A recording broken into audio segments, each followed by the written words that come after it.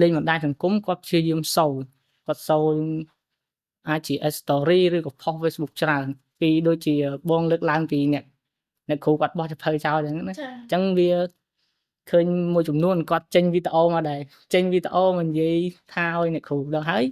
បើគាត់មកចេញវីដេអូសុំទោសវិញអញ្ចឹងណាអាហ្នឹងជាផលប៉ះពាល់មួយដែរ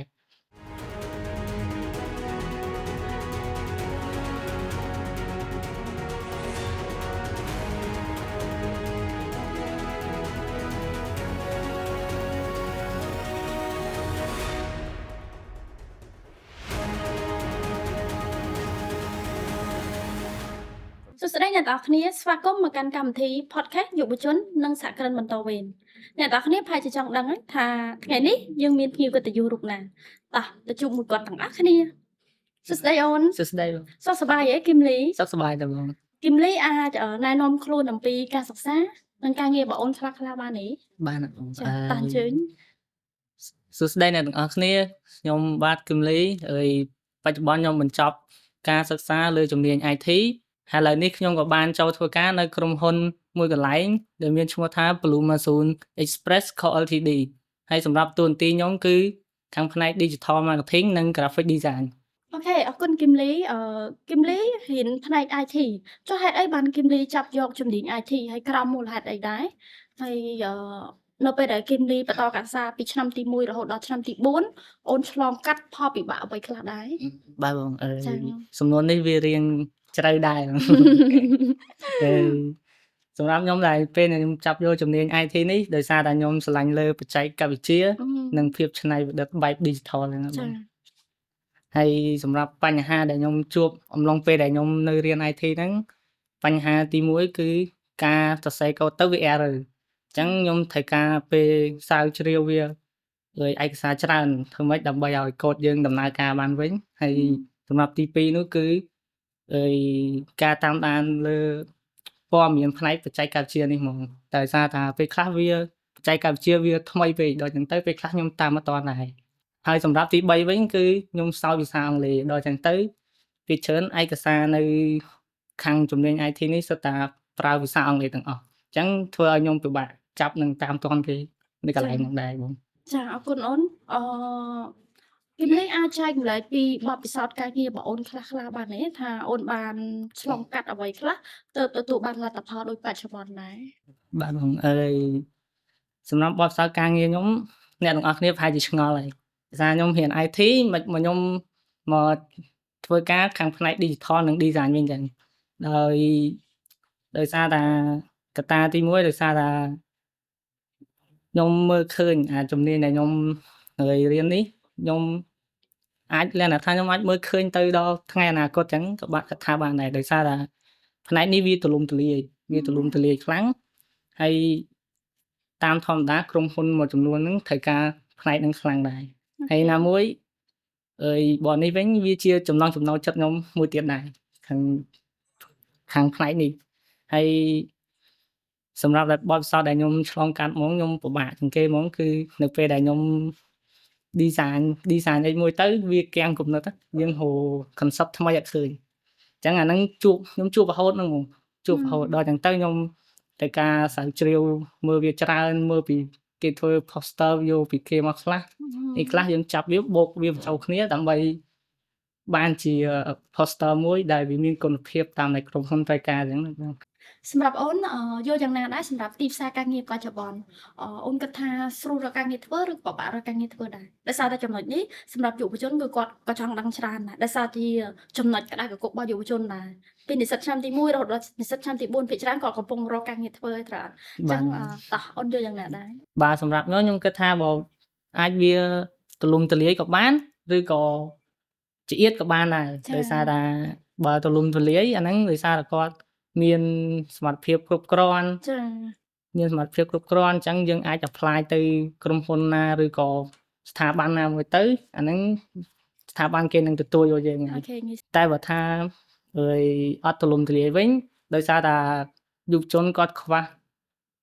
soft skill ខ្វះ hard skill ខ្វះបទពិសោធន៍ជាដើម អូខេអញ្ចឹងមានន័យថាទលំទលាយលុះត្រាតែគាត់មានបទពិសោធន៍ច្បាស់លាស់ចាបទពិសោធន៍ស្តង់ដាបើអត់ទលំទលាយលុះត្រាតែគាត់ហ្នឹងអត់សូវមានបទពិសោធន៍ជាក់ស្ដែងទៅហ៎ បាទ ចាចុះនៅពេលដែលយុវជនគាត់ចេញទៅរកការងារយោបល់បងអូនគិតថាយុវជនគួរតែត្រៀមខ្លួនអ្វីខ្លះក្នុងការមុននឹងចេញទៅរកការងារដែរ បាទបងអើយបើសម្រាប់ខ្ញុំយុវជនមុននឹងចេញប្រឡូកលើវិស័យការងារនេះខ្ញុំចង់ឲ្យគាត់កុំឲ្យគាត់ពឹងផ្អែកលើ អូខេ យើងរៀននៅសាកលតាមមុខ អូខេអញ្ចឹងកុំពឹងផ្អែកលើការរៀនសាកលតែមួយមុខ បាទបង ចា អើយព្រោះយើងអាចចេញទៅធ្វើការនៅខាងក្រៅដើម្បីយកបទពិសោធន៍ អូខេ ឬក៏យើងអាចជាទៅសេជា portfolio យើង portfolio ចា អាចទៅសេជា portfolio ដើម្បីទុក apply ទៅក្រុមហ៊ុនណាផ្សេងៗដើម្បីគេឃើញពីស្នាដៃដែលយើងបានធ្វើបង ចា ហើយ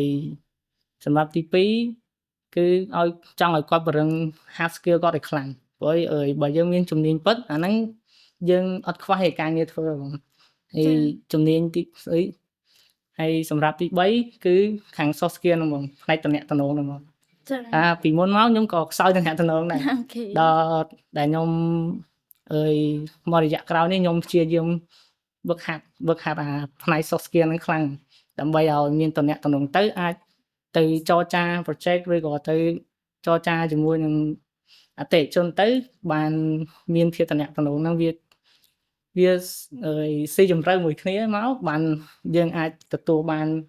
លទ្ធផលមួយបានបង អូខេអញ្ចឹងមានន័យថាយុវជននៅពេលដែលគាត់ចេញប្រឡូកការងារកត្តាដែលគាត់ត្រូវត្រៀមគឺច្រើនណាស់មិនថា hard skill soft skill ជំនាញ hard skill ឬក៏ soft skill ការហាត់ការងារឬក៏កត្តាតំណែងផ្សេងត្រូវទេ បាទ ចាចុះពាក់ព័ន្ធទៅនឹងក្នុងនាមគឹមលីផ្ទាល់គឹមលីជាយុវជនក្នុងសម័យ Gen Z ដែលគេកំពុងតែ viral ដែរព័ត៌មានមួយចំនួនអូនមិនបានឃើញអត់គ្រូយកសភៅសាស្ត្របោះចោលត្រូវអត់អញ្ចឹងសាស្ត្រប្រតិកម្មច្រើនអញ្ចឹងអូនយល់យ៉ាងណាដែរថាសម័យ Gen Z ហ្នឹងជះឥទ្ធិពលបែបម៉េចឬក៏គុណសម្បត្តិនិងគុណវិបត្តិបែបម៉េចគុណសម្បត្តិច្រើនជាងឬក៏គុណវិបត្តិច្រើនជាងអូនអាចបកស្រាយខ្លះបានទេតាមគំនិតយោបល់របស់អូនណា បាទបងបើសម្រាប់ខ្ញុំយុវជនសម័យ Gen Z នេះគុណសម្បត្តិហ្មងអាហ្នឹងគាត់ឆាប់ចាប់បានលឿន ចា មានភាពវៃឆ្លាតរហ័សរហួននិងឆាប់ចាប់បានខាងផ្នែកបច្ចេកវិទ្យាហ្នឹងគឺខ្លាំងហ្មងសម្រាប់យុវជន Gen Z ចា បាទហើយបើសម្រាប់ផលអវិជ្ជមានវិញដោយសារតែគាត់អាចនឹងតាមដានបណ្ដាញសង្គមច្រើនពេកចឹងទៅអាចធ្វើឲ្យគាត់ប៉ះពាល់សតិអារម្មណ៍ផ្លូវអារម្មណ៍គាត់ចឹងណាបងហើយមួយទៀតវិញឃើញគាត់លេងបណ្ដាញសង្គមគាត់ព្យាយាមសូវអាចជា story ឬក៏ post Facebook ច្រើនពីដូចជាបងលើកឡើងពីអ្នកគ្រូគាត់បោះចភៅចោលចឹងណាអញ្ចឹងវាឃើញមួយចំនួនគាត់ចេញវីដេអូមកដែរចេញវីដេអូមកនិយាយថាឲ្យអ្នកគ្រូដល់ហើយបើគាត់មកចេញវីដេអូសុំទោសវិញចឹងណាហ្នឹងជាផលប៉ះពាល់មួយដែរប៉ះពាល់ខ្លាំងដល់គាត់ដែរដោយគាត់អត់បានពិចារណាមើលថាវាខុសឬក៏ត្រូវចឹងណាបងចាអរគុណអូនសំណួរបន្ទាប់ជាក់ស្ដែងសម្រាប់សិស្សនិស្សិតវិញភាគច្រើនគឺគាត់ឡើងមកពីតាមបណ្ដាខេត្តគាត់ឡើងមកបន្តការសិក្សានៅភ្នំពេញអញ្ចឹងគឹមលីជានិស្សិតតាមបណ្ដាខេត្តមួយរូបត្រូវអត់ចាអញ្ចឹងភាគច្រើនសិស្សនិស្សិតយើងនិយាយជាទូទៅហ្មងគាត់ជួបផលវិបាកអ្វីខ្លះដែរនៅពេលដែលគាត់គេថាចំណាក់ស្រុកពីផ្លាស់ប្ដូរទីលំនៅពីខេត្តមកនៅភ្នំពេញអញ្ចឹងតាមជាក់ស្ដែងបទពិសោធន៍អូនជាក់ស្ដែងតែថាជួបផលវិបាកអ្វីខ្លះដែរបាទបងបើតាមបទពិសោធន៍ខ្ញុំហ្មងហើយនឹងខ្ញុំឃើញពួកម៉ាក់ខ្ញុំមួយចំនួនចឹងដែរទៅកត្តាទី1មុនដំបូងមកគឺបាក់ហូរកន្លែងស្នាក់នៅហ្នឹងអូខេកន្លែងស្នាក់នៅបាក់ហូរកន្លែងស្នាក់នៅហើយមួយទៀតកន្លែងស្នាក់នៅដែលសុវត្ថិភាពហើយនឹងតម្លៃសមរម្យហ្នឹងពិបាករកមួយទៀតកត្តាផ្លូវយើងអាចជិះពីខ្លះយើងមកយើងអត់ស្គាល់ផ្លូវយើងជិះខ្ញុំជិះវិញតែញឹកដែរនៅភ្នំពេញហ្នឹងហើយសម្រាប់មួយទៀតគឺពេលខ្លះគាត់មកអញ្ចឹងអារម្មណ៍គាត់នឹកផ្ទះអញ្ចឹងពេលខ្លះគាត់វាអាចប៉ះពាល់ដល់អារម្មណ៍គាត់ដល់ពេលគាត់កំពុងសិក្សាអញ្ចឹងណាបងចាមានកត្តាជីវភាព ត្រូវហ៎ ចា បាទ ជាបញ្ហាចម្បងដែរ ហើយក៏ថាការសិក្សា ការសិក្សា ត្រូវអត់? ចា បាទ ការសិក្សានៅពេលយើងឡើងមករៀនក៏លក្ខណៈថាប៉ះពាល់យើង ប៉ះ មួយ ពាល់ ចំនួនដែរ ជួនយើងចាប់បាន ជួនយើងចាប់អត់បាន ត្រូវអត់? បាទ ចា ហើ ហើយ យ មានកត្តាជាច្រើនទៀត ត្រូវអត់អូន? បាទបង ហ្នឹងហើយ ជាចុងក្រោយ ដោយសារតែពេលវេលារបស់យើងកាន់តែខ្លីហី អ បា ញ្ចឹងសម្រាប់គឹមលីមាន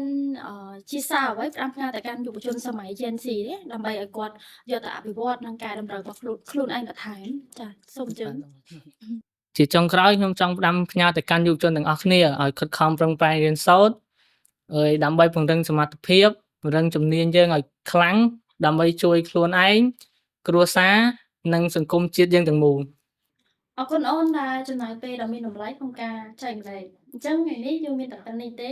យើងខ្ញុំទាំងពីរនាក់សូមអរគុណ ជួបគ្នានៅក្នុង podcast ក្រោយៗទៀត អរគុណ!